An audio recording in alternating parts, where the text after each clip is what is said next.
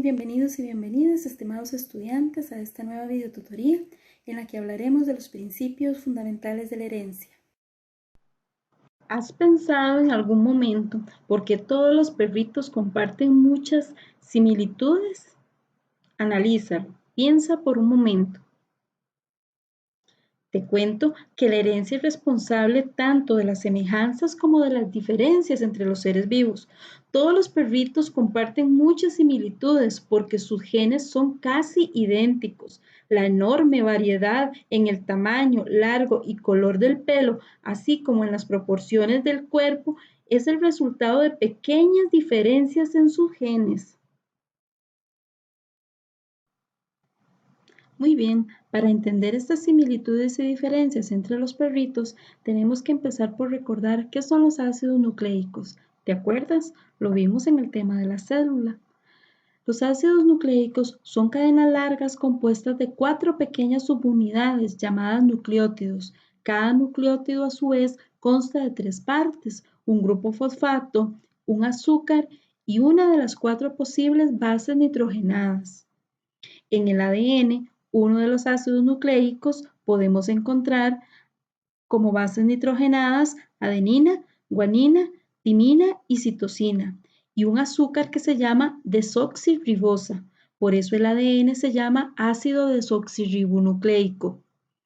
En el caso del ARN, el ARN posee como bases nitrogenadas adenina, guanina, citosina y uracilo, y un azúcar que se llama ribosa.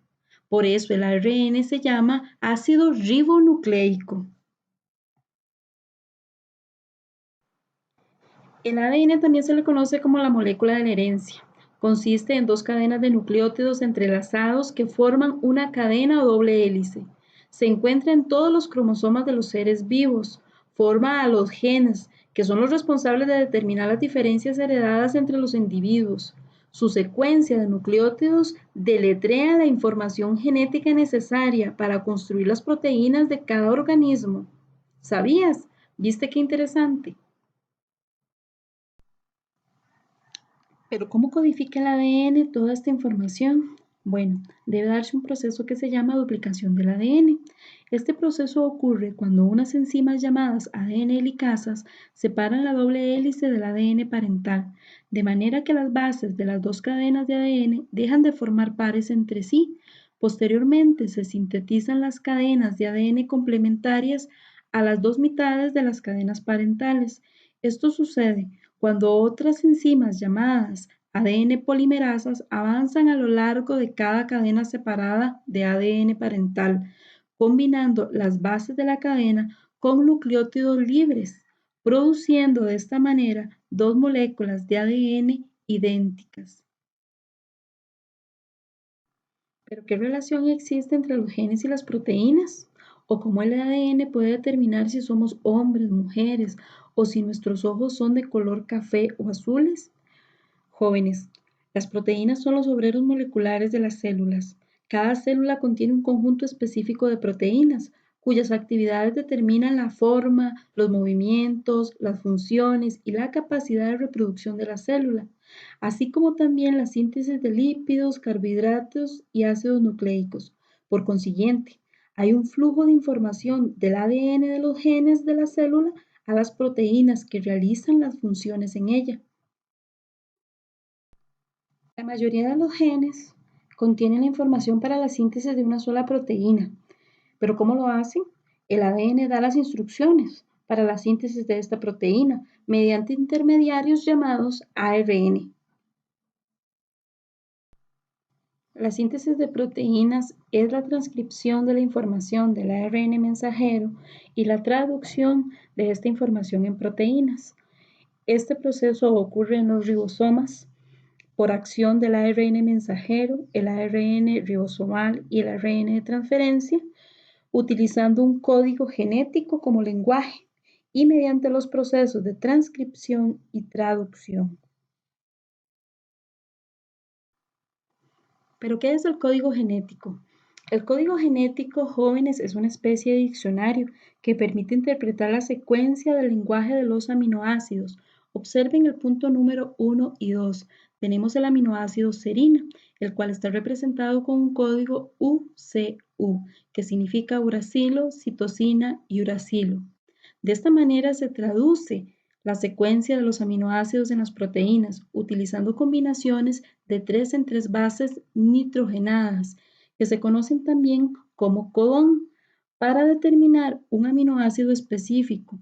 Recordemos que una proteína está formada por más de 20 aminoácidos, pero ¿cómo reconoce la célula dónde comienza y dónde termina un codón o el código de una proteína entera? Observen el punto número 4. Ahí tenemos al aminoácido metionina. Este es un codón que se reconoce como un codón de inicio. Y en el punto número 5 y 6 tenemos 3 codones que representan la terminación o también llamado de alto. ¿Cómo se transcribe la información de un gen al ARN? En la primera fase sería la iniciación. En esta primera parte, la proteína ARN polimerasa se une a la región del promotor del ADN cerca del principio del gen, separando la doble hélice de ADN. Seguidamente tenemos la fase de alargamiento. En esta fase, el ARN polimerasa viaja a lo largo de la cadena de molde de ADN, catalizando la incorporación de los nucleótidos de ribosa en la molécula de ARN. Los nucleótidos de ARN son complementarios a esa cadena molde de ADN. En una tercera fase llamada terminación, podemos observar que al final de un gen, la ARN polimerasa se encuentra en una secuencia de ADN llamada señal de terminación. Aquí la proteína se desprende del ADN y libera una molécula de ARN.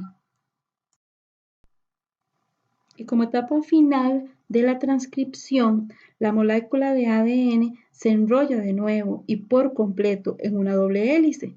La molécula de ARN que está libre para desplazarse al núcleo del citoplasma para empezar la traducción y la ARN polimerasa puede desplazarse hacia otro gen y comenzar de nuevo una nueva transcripción.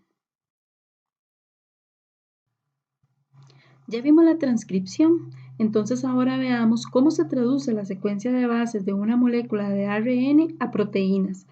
Veamos en el punto número 1. Un ARN de transferencia con un aminoácido metionina unido a él se enlaza con el codón de inicio del ARN mensajero, el cual se encuentra unido a la unidad ribosómica más pequeña para formar un complejo de iniciación. Luego, en el punto número 2, podemos observar que el complejo de iniciación está listo para iniciar la síntesis de proteínas. Y en el punto número 3, podemos ver que la unidad ribosómica más grande se une con la unidad ribosómica más pequeña. Aquí, el ARN de transferencia metionina se une con el primer sitio en la parte mayor del ribosoma. En el punto 4 podemos ver que el segundo codón del ARN mensajero se aparea con sus bases con el anticodón de un segundo ARN de transferencia que lleva consigo el aminoácido valina. En el punto 5 vemos que el sitio catalítico de la unidad mayor del ribosoma cataliza la formación de un enlace peptídico que une los aminoácidos metionina y valina.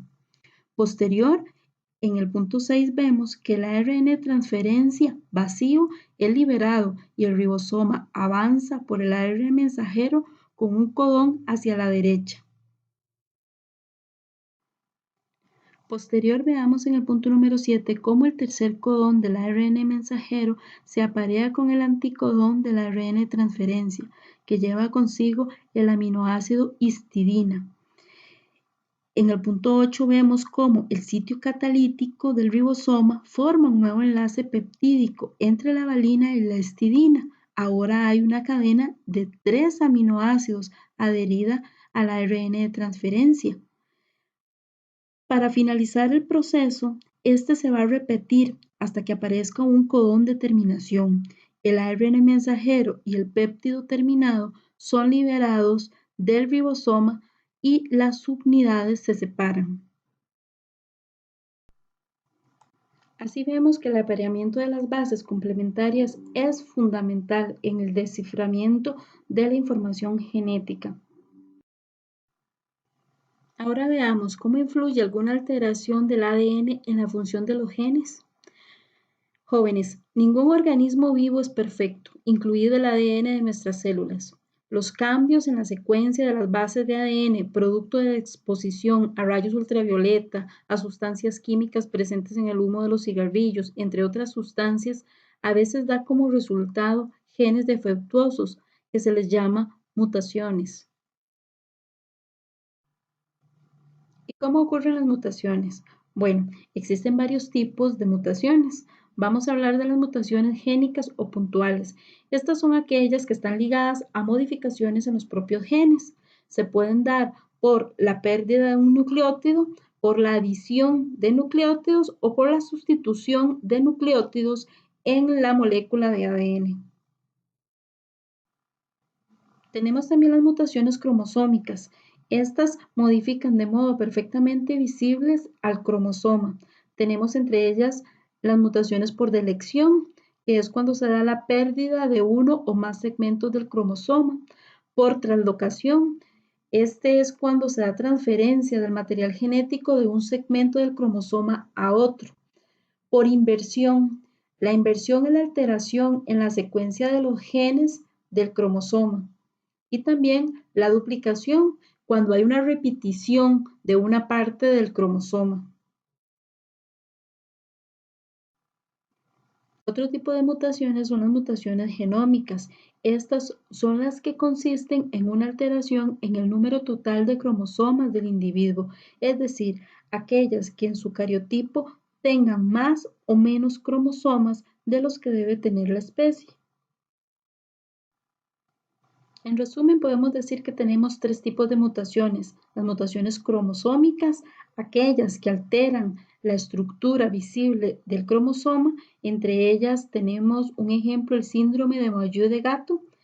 Tenemos también las genómicas, aquella que altera la cantidad de cromosomas dentro del cariotipo. Tenemos, por ejemplo, la trisomía 21 o también llamada síndrome de Down. Y las génicas, que son las que alteran propiamente los genes. Entre ellas tenemos el albinismo. De verdad ha sido para mí un enorme placer, estimados y estimadas estudiantes, haber compartido con ustedes en esta nueva videotutoría. Espero que los contenidos que hemos visto hayan sido de apoyo y comprensión para el estudio del tema.